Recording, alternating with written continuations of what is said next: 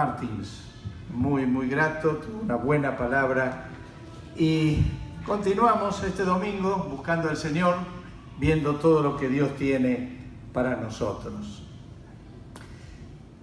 Si les preguntara cuál es el mayor deseo del Señor, ¿qué es lo que más Dios anhela en su corazón?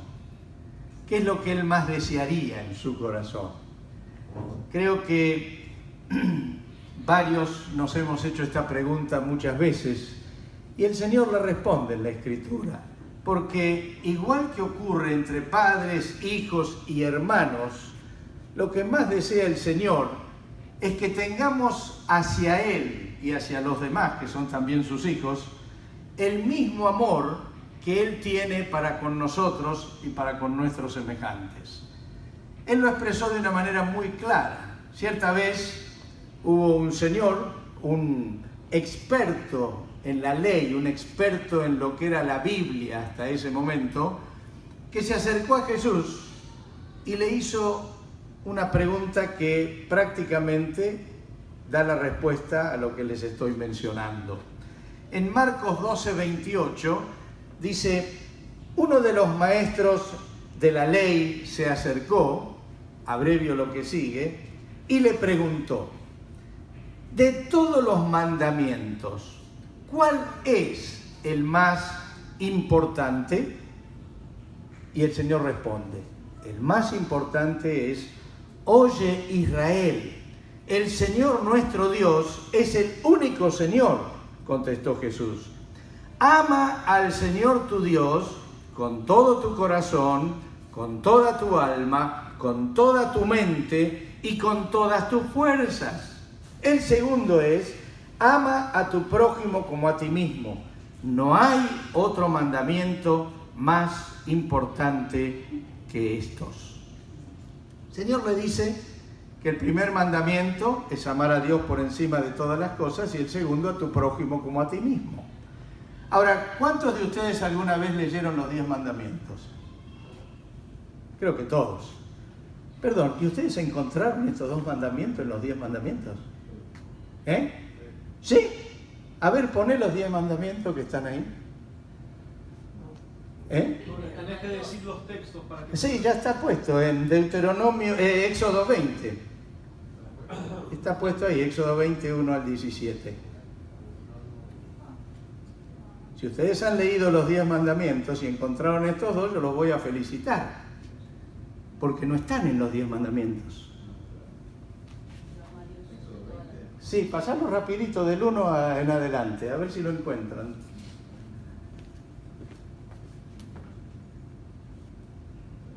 Avísenme cuando lo encuentran.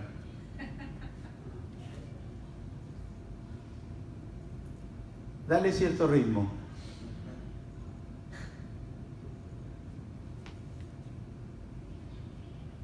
Paren cuando lo encuentren, me dice, ahí está, ¿eh?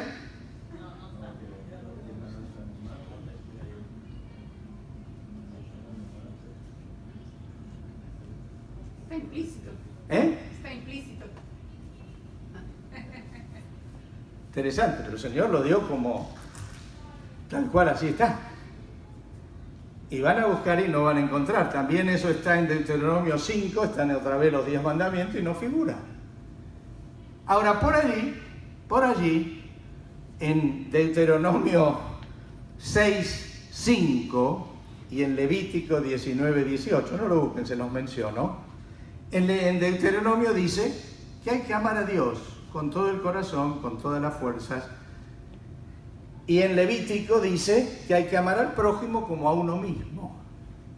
Ahora, en el tiempo de Jesús, los que conocían la ley, los que eran expertos en la ley, se recitaban toda la ley completa, todos los 5 primeros libros de la Biblia los recitaban, y además tenían lo que se llamaba el Talmud, que era todo lo que había que hacer y lo que no había que hacer, y también lo recitaban. Pero ¿cuál era el problema? El problema era que no sabían cuál era lo más importante. Entonces lo que entre ellos discutían es: ¿hay un mandamiento que es más importante que todos los demás? Y de ser así, ¿cuál es? Así que ahí algunos decían que sí, otros que no, pero había una tensión. Entonces cuando este hombre se acerca a Jesús, se acerca para preguntarle exactamente eso. Y Jesús, y ahí es donde quiero llegar a la raíz, no le recita los 10 mandamientos. Le recita lo que alguien dijo muy bien, el resumen. Los 4 primeros mandamientos, Jesús los resume como amarás a tu Dios con todo tu corazón, con todas tus fuerzas. Y el segundo mandamiento son los otros 6 que figuran allí entre los 10, que es lo mismo que decir amar a tu prójimo. Si ustedes van después a Romanos 8:13, Pablo también señala lo que es todo lo que está del 5 para abajo, y dice, todo esto se resume en amarás a tu prójimo como a ti mismo. Ahora, ¿dónde está el valor de esto? El valor de esto está en que Jesús no se ató a la letra escrita, sino que le dio el verdadero sentido. ¿Y cómo se le puede dar el verdadero sentido? No es a través ni de la teología, ni de un gran estudio. La única manera es cuando Dios llena el corazón y te revela qué es lo que Él quiere transmitir. Por eso es tan interesante que Jesús primero responde lo que era la voluntad de Dios. Interpreta de un modo que ninguno de los de su época interpretaba. Podían recitar la Biblia de punta a punta, lo que era en ese entonces la Biblia. Le faltaba la esencia, que es esa presencia de Dios en el corazón, que hace que toda la vida cambie, que uno ame a Dios y pueda entender lo que Él dice en su palabra, y que también nazca un deseo de transmitir a otros, de bendecir a otros, no solo porque es un mandamiento escrito, sino porque es la vida de Dios que nace dentro nuestro y quiere transmitirse. Jesús no se ató a la letra, discernió el verdadero espíritu de la ley escrita. Y saben, la religión y la teología, yo digo que a veces ayudan más a apartarse que a acercarse. Porque el religioso o el teólogo muchas veces se hace fundamentalista y quiere recalcar el punto y coma, como hacían los fariseos o los intérpretes de la ley, y se olvidan de la esencia, que es tener una relación personal con el Señor tan íntima que se hace la luz en el corazón, más allá de lo que está escrito. Se entiende lo que está escrito según el Señor lo desea. Lo que aquí Jesús expresó es que el amor tiene 2 dimensiones que siempre van entrelazadas, no se pueden separar una de la otra. La primera, por supuesto, es el amor a Dios. La segunda es el amor hacia el prójimo. No se pueden separar. Es imposible amar a Dios y no desear hacer el bien hacia los demás. Y amar no es tener un sentimiento, no es sentir simplemente algo lindo en el cuerpo. Amar son acciones a favor de aquellos a quienes uno ama.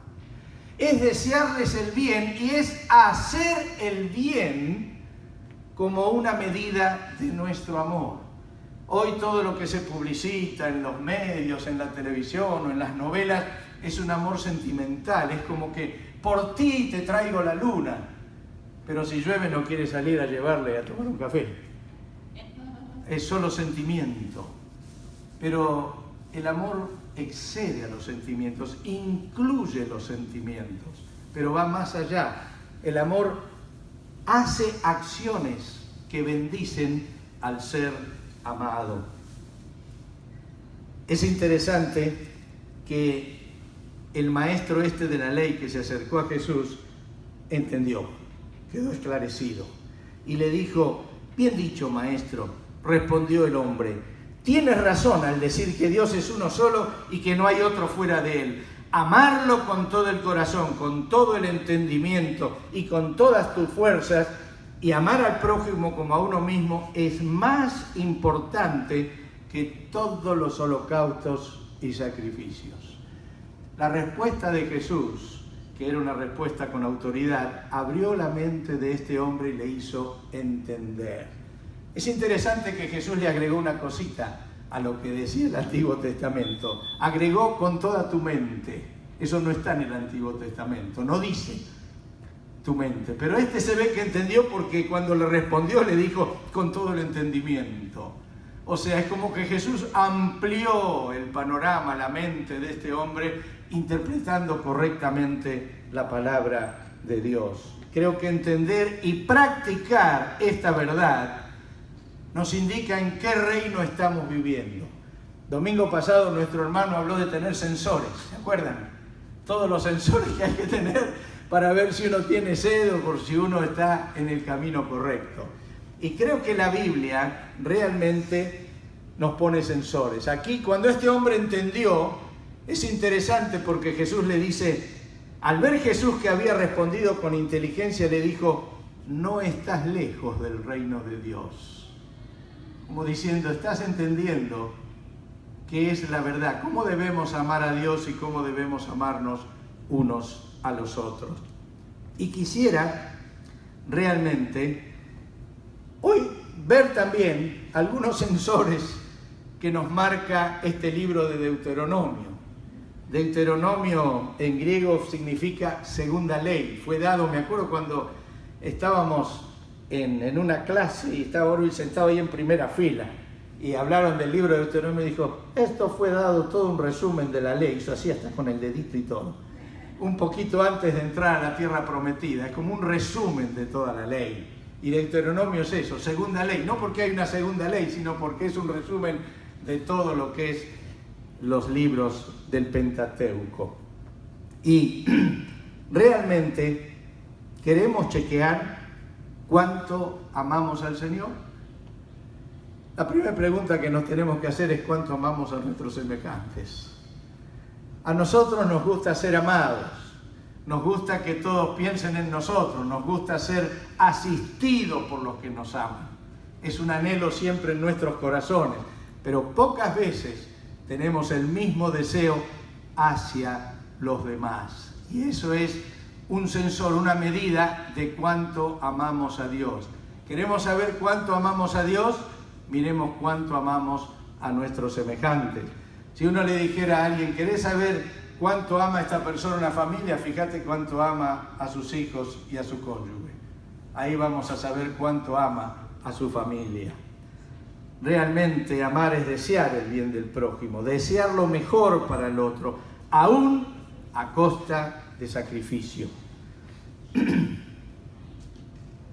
Nos podemos preguntar, ¿amo yo al Señor con todo mi corazón? Y podemos preguntarnos, ¿cómo puedo asegurar? Porque no es una cuestión, vuelvo a decir, de sentimientos, es una cuestión de cómo vivo. Eso responde si amo al Señor. Hay varios, yo puse pruebas, el hermano el domingo usó sensores, yo pongo pruebas. Hay varias cosas que denotan si estamos verdaderamente en camino de que cada día nuestro amor al Señor sea más amplio, más profundo, más contundente. El primero, puse aquí, Deuteronomio 8, 2 y 3. Es la prueba del desierto.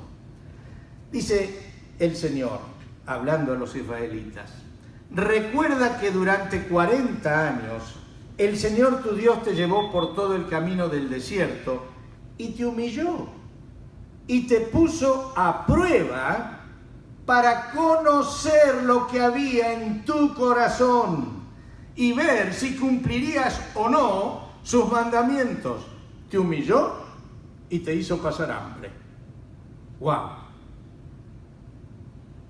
Qué idea la de Dios, ¿no? Saben, salir de Egipto e ir a la tierra prometida era muy cerquita. Era un camino muy corto, de poco tiempo. Sin embargo, el Señor le hizo ir por todo un recorrido que les llevó 40 años en llegar al mismo lugar que hubieran llegado muy rápido si hubieran ido directo. Y lo hizo por esto. Y dice el Señor, para que sepas lo que hay en tu corazón.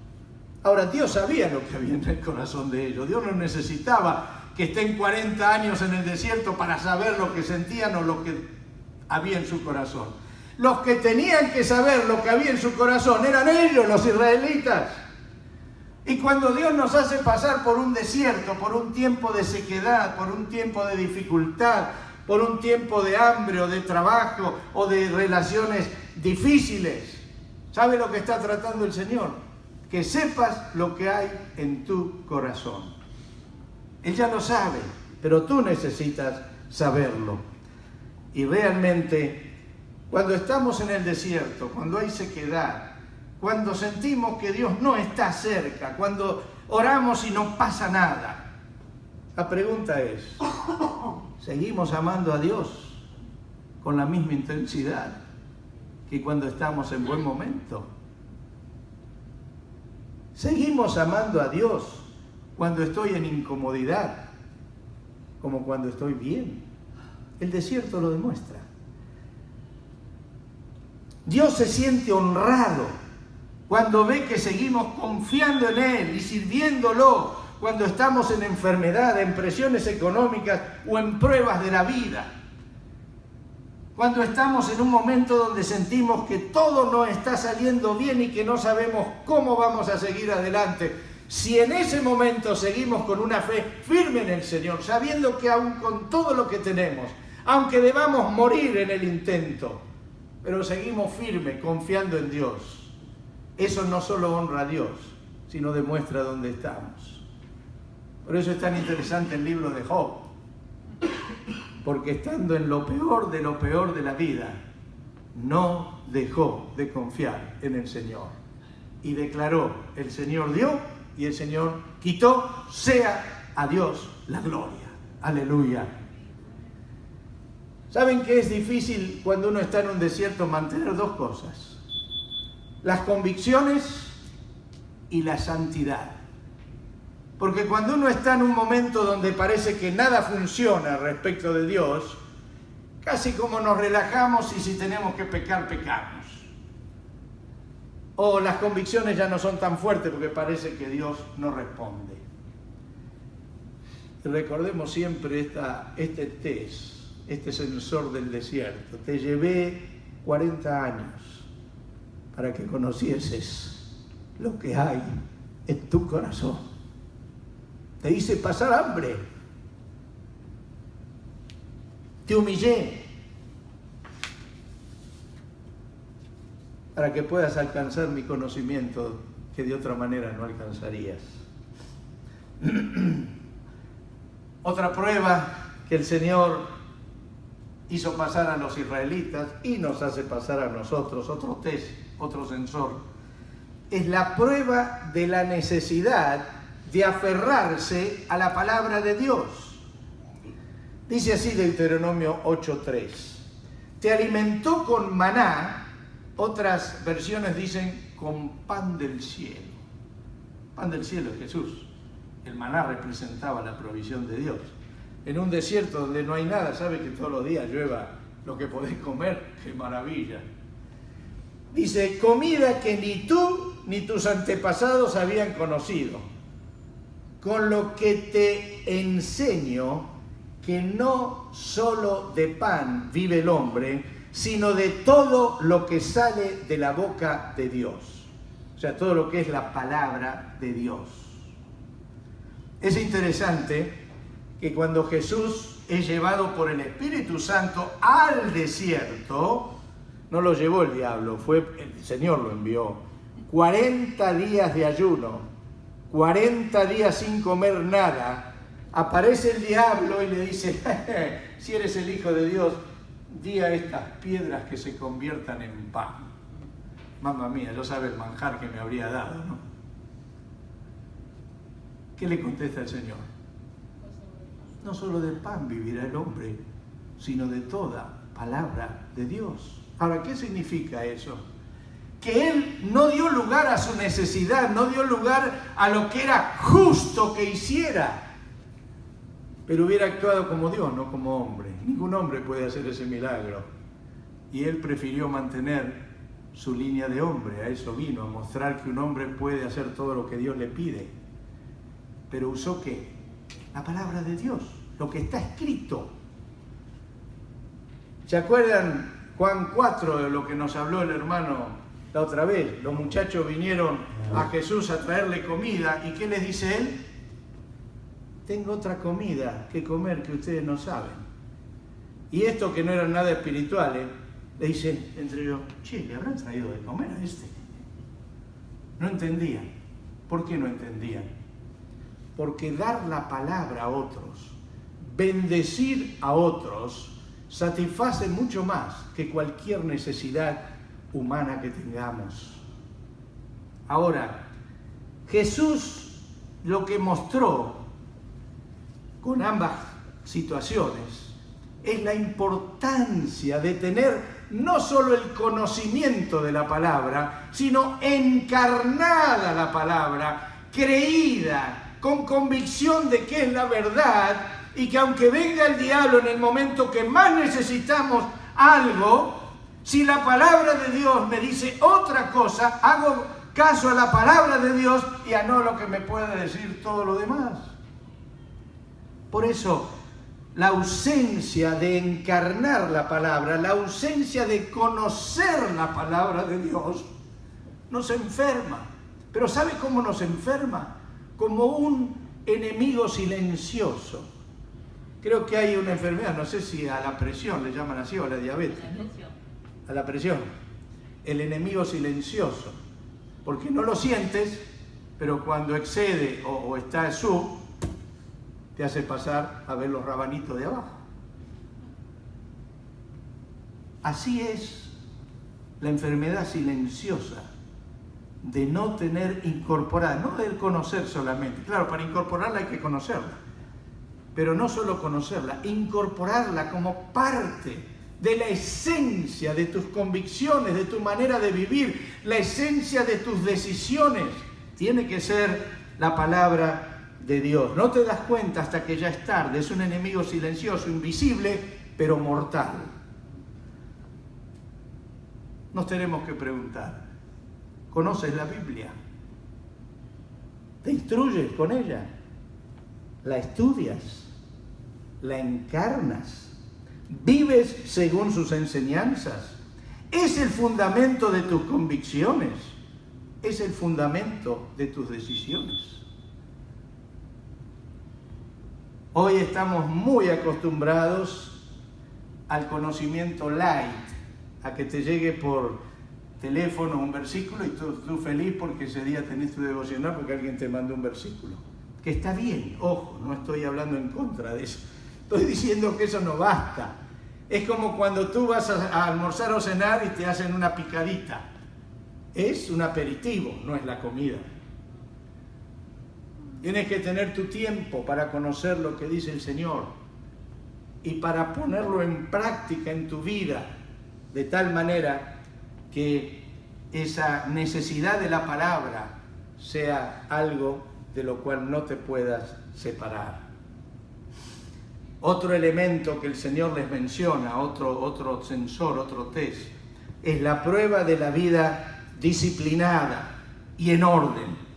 Deuteronomio 8, 4 y 5 dice: durante esos 40 años no se te gastó la ropa que llevabas puesta, ni se te hincharon los pies. Reconoce en tu corazón, así como un padre disciplina a su hijo, también el Señor tu Dios te disciplina a ti. Disciplinar tiene dos, no sé si decir dos caras.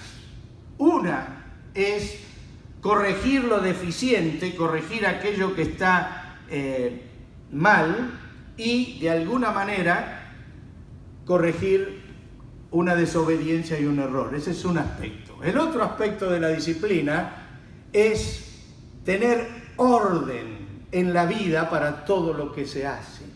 Tener un orden, no digo una rutina metodológica, estoy diciendo orden de prioridades. Un orden donde tú sabes cuáles son las prioridades en tu vida, que eso solo se ordena bien cuando estamos en el Señor. ¿Es Jesús, por ejemplo, el número 1 de tus prioridades? ¿Es el Señor? ¿Es aquello que tienes en cuenta en primer lugar ante todo lo otro que puedes tener? ¿O está simplemente en una parte de la lista como una visita a la congregación el domingo?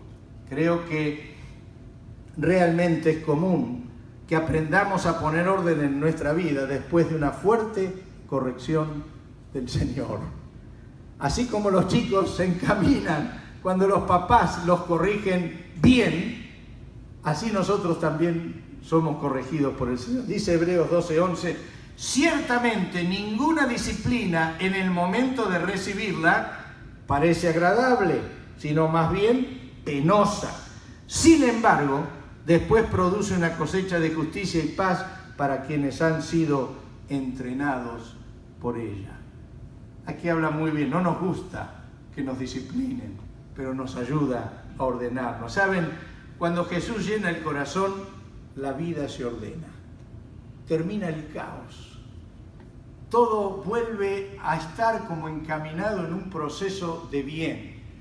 Aquellos que por allí no tenían horario, no tenían trabajo, no tenían orden económico, tenían un desastre sentimental en su vida, de pronto se encuentran con el Señor llena el corazón, comienzan a tener disciplina en sus horarios, comienzan a tener un trabajo, comienzan a ordenar su economía, comienzan a ordenar sus sentimientos hacia las demás personas, comienzan a tomar responsabilidad sobre su familia. Todo cambia cuando podemos entrar en esa unión con el Señor que nos lleva no a obedecer porque sea una obligación, sino a obedecer porque es lo mejor que encontramos en la vida de cómo vivir. Pregunto, ¿estableciste tu orden de prioridades teniendo presentes las enseñanzas de Jesús? ¿Está Él primero en la lista de tus prioridades o hay otras antes que Él? Ya vamos llegando a la última parte. La prueba de la prosperidad. Deuteronomio 8, 11, 14, 17 y 18. Dice, y cuando hayas comido y te hayas saciado, cuando hayas edificado casas cómodas y las habites, cuando se hayan multiplicado tus ganados y tus rebaños y hayan aumentado tu plata y tu oro, y sean abundantes tus riquezas, aquí está implícito que Dios prospera, que Dios nos hace crecer en la vida económicamente y muchas cosas. Dice el Señor, no te vuelvas orgulloso ni olvides al Señor tu Dios. Y en los versículos 17 y 18 dice, se ve que el Señor nos conoce, es un buen psicólogo. No se te ocurra pensar, esta riqueza es fruto de mi poder y de la fuerza de mis manos. Recuerda al Señor tu Dios, porque Él es quien te da el poder para producir esa riqueza. Miren, les voy a decir algo que todos ustedes ya deben saber. Pero la prosperidad económica es de las influencias más perniciosas para la vida de las personas y de las naciones. Ustedes miren, ¿y por qué Dios me la da? Primero voy a decirles el peligro, que Dios no menciona. Peligro de creer que es nuestra sabiduría, nuestra inteligencia, nuestra sagacidad la que nos permite progresar. Segundo, la comodidad, el estar bien, el tener dinero, el llenar la vida de tantas cosas atractivas, no malas, atractivas, que nos gustan, que nos llenan, digamos, el tiempo, que nos hacen olvidar de Dios. Todo eso viene con la prosperidad. Es notable que a esta altura de la vida los países más pobres son los que están teniendo más extensión del Evangelio. Y los países ricos están perdiendo la fe en Dios, a tal punto que se los llama postcristianos. Europa ya está considerada postcristiana. Uno va por ahí y dice, ¡qué linda iglesia! No, adentro es un salón de diversiones. No permiten que se saque la fachada, pero no es más una iglesia. Es un lugar, o lugar de departamentos, o un lugar de diversiones que alguien compró para hacer adentro un negocio. Museo de arte. Museo de arte, cuando eso es por lo menos algo más o menos aceptable. Pero la prosperidad es una de las armas que usa el diablo para alejarnos de Dios. Dice la Biblia que el amor al dinero es raíz de todo tipo de males y que también dificulta la entrada al reino de Dios. Jesús lo dijo. Qué difícil es que un rico entre. No dijo es imposible, es difícil. La prosperidad económica suele derivar en orgullo, avaricia, comodidad y placer. Ahora, usted me dirá, entonces, ¿por qué Dios nos prospera? Muy sencillo. Dios quiere suplir tus necesidades bien y quiere que tengas para dar a todo lo otro que considera para la extensión del reino de Dios. Pablo decía, para lo que yo he necesitado, estas manos me han servido a mí y a los que están conmigo. No era que él trabajaba para él nomás, suplía sus necesidades, pero había otros que necesitaban. Y decía también, dice la Escritura, que seas prosperado en todo, para que tengas sobreabundante para dar a aquellos que necesitan. O sea, Dios quiere prosperarnos, Dios nos prospera, pero nuestra libertad tiene que ser aquella donde, teniendo lo necesario, estando en el nivel de vida que me corresponde estar, según mis actividades, lo que desarrollo, todo lo que Dios agrega no es para estar cómodo, no es para abandonar a Dios, sino es todo lo contrario, es para servirle mejor, para tener una mayor capacidad de servicio. Simplemente pregunto, ¿tu economía familiar realmente refleja tu prosperidad espiritual? ¿Responde a los intereses del reino de Dios? Una pregunta que todos nos tenemos que hacer con nuestra economía. Son todos test que el Señor mencionó ahí en Deuteronomio a su pueblo, por eso los hizo pasar 40 años hasta llegar, porque quería que lleguen en un estado distinto al que salieron de Egipto. La prueba del servicio, Deuteronomio 10, 12 y 11, 13. ¿Qué te pide el Señor tu Dios? Simplemente que temas y andes en todos sus caminos, que lo ames y le sirvas con todo tu corazón y con toda tu alma. Y en 11:13 dice, si aman al Señor y le sirven con todo su corazón y con toda su alma, entonces Él enviará la lluvia oportuna sobre tu tierra. Está diciendo, Él los prosperará, pero piensen en el servicio, no piensen en su riqueza. Piensen en el servicio, no piensen simplemente en mejorar lo que a ustedes les gusta. Servir porque amamos a Dios y a los demás satisface los deseos más íntimos de Dios. Hicimos la pregunta, ¿qué es lo que satisface más a Dios? Que le amemos a Él y al prójimo y lo sirvamos con todo el corazón. ¿Qué hizo Jesús cuando Pedro volvió arrepentido? ¿Se acuerdan? Pedro le negó 3 veces, vuelve arrepentido al Señor, le confiesa y el Señor dice, Pedro, ¿vos me amás? Señor, yo te amo. Me repite otra vez, pero Pedro, ¿me amás? Señor, pero vos sabés que te amo, como diciendo, no me repitás la pregunta. Y Jesús se la repite otra vez, Pedro, ¿me amas? Ya como diciendo, Pedro me está bromeando este Señor.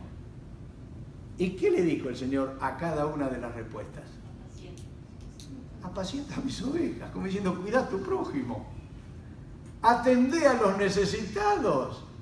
Disponé tu vida para ayudar a los que necesitan. ¿Se dan cuenta lo que hay en el corazón de Dios? Por eso le dijo el segundo mandamiento, es igual que el primero. Ama a tu prójimo como a ti mismo. Se lo dijo de una manera distinta a Pedro en ese momento, pero eso era realmente lo que quiso decir. Cuando el amor de Dios llena nuestro corazón, nos empuja, nos exige, nos impele a asistir a otros. Algunos dicen, no, usted hace eso porque es pastor. No, perdonadme. Si no me dieran ningún título, haría lo mismo que estoy haciendo ahora. No me impele mi título, no me impele mi reconocimiento. Me impele que amo al Señor y eso me hace amar a los demás. No tiene nada que ver con una función para la cual uno está en una comunidad. Tiene que ver con el corazón cerca del Señor. Todos deberíamos ser pastores y pastoras. Todos, más allá del título que nos den en la comunidad. ¿Reconoces en ti una vida de servicio? ¿Tienes necesidad de servir o nunca te nació? Creo que ahí está uno de los secretos de poder saber si amamos o no amamos a Dios. Y por último, la prueba de la obediencia, de Deuteronomio 8, 6 y 7. Dice: cumplan pues los mandamientos del Señor y hónrenlo. En otro dice, respétenlo. Y sigan las enseñanzas que Él les ha dado, porque el Señor los va a llevar a una buena tierra. Me encanta esto que dice. Está diciendo, chicos, vivan cerca del Señor, ámenlo, sírvanlo, hagan todo lo que Él les ha enseñado y todo lo que les dijo que hagan, porque los está llevando a la buena tierra, no solo en esta vida, sino en la que es para siempre. Aquí estamos ensayando lo que viene después. Jesús repite esta enseñanza en Juan 14, 23 y 24. Dice: el que me ama, obedecerá mi palabra, y mi Padre le amará y le haremos morada en él. El que no me ama, no obedece mis palabras. ¿Quieren un test más clarito que este? Si ponen el amorómetro y no marca nada, es porque no hay amor hacia Dios. Si ponen el, ¿cómo se llamaría el de ayuda al prójimo? El progirómetro. Ponen ahí y marca 0 también. Marca 0. Significa que no estamos amando a Dios y por ende no estamos amando al prójimo. La obediencia prueba si le creemos al Señor y si le amamos lo suficiente. ¿Te preocupas por cumplir los mandamientos tanto o más que como cumples las leyes terrenales? ¿Ustedes se imaginan si no le diéramos atención a los semáforos? Cuando está en rojo pasamos. Si hay una señal que dice peligro, no le damos. Si hay una señal que dice no doble a la derecha, doblamos igual.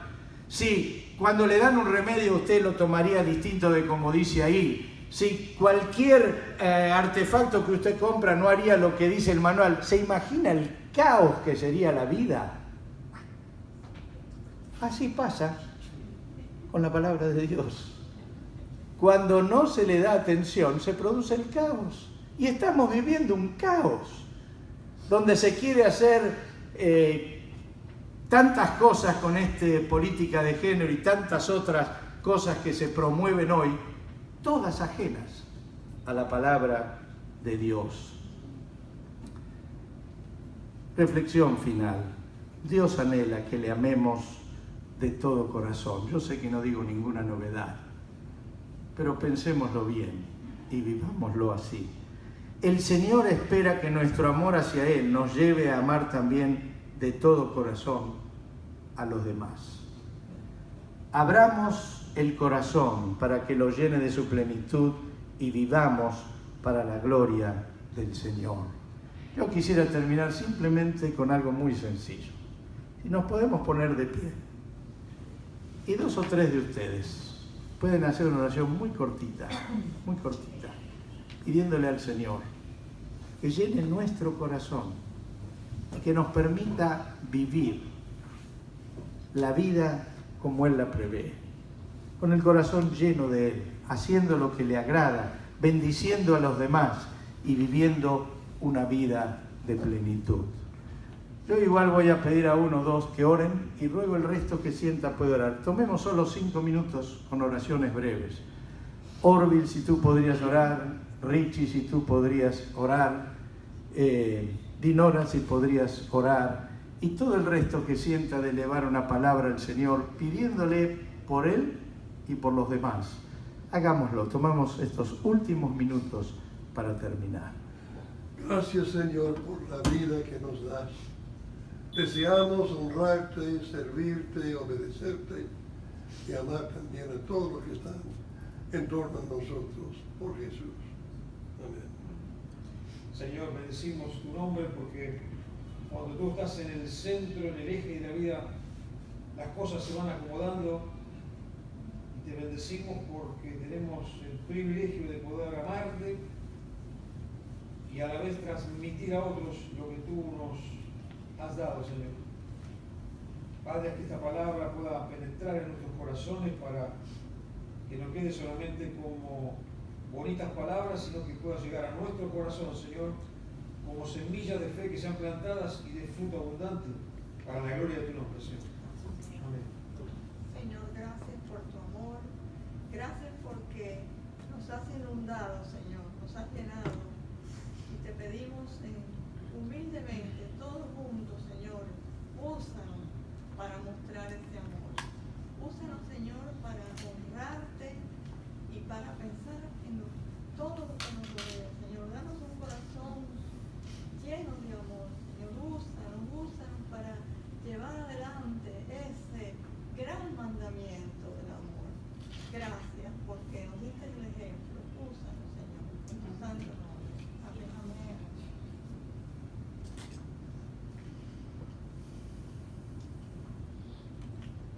Amado Dios, Señor, disponemos hoy, Señor, nuestro corazón, Señor, para que tú uses nuestras vidas, Señor. Gracias, Señor, por tu amor incondicional. Queremos amarte con todo el corazón, con todas nuestras fuerzas y con toda nuestra alma, Señor, y amar a nuestro prójimo como nosotros mismos, Señor. Haznos, Señor, obedientes a ti, Señor, en el nombre precioso de Jesús.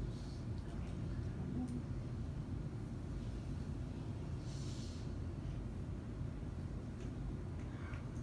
Señor, te queremos agradar con nuestra vida. Queremos ser cada vez más parecidos a vos. Te pido de que pongas el deseo cada vez más fuerte de servirte, Señor, y de poder hacer, Señor, lo que vos nos pedís. Te amamos, Señor.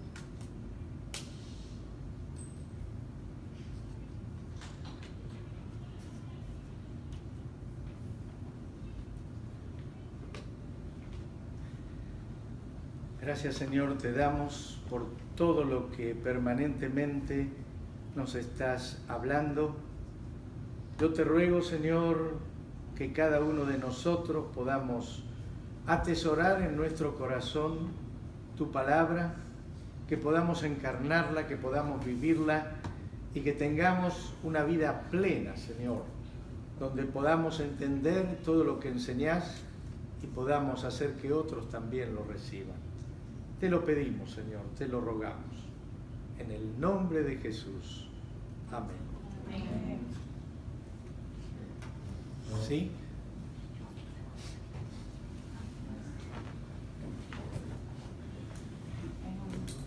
Pedido de oración. Quería usar esto. Es que hay una familia que conozco que la hija tiene 5 años, Camila se llama.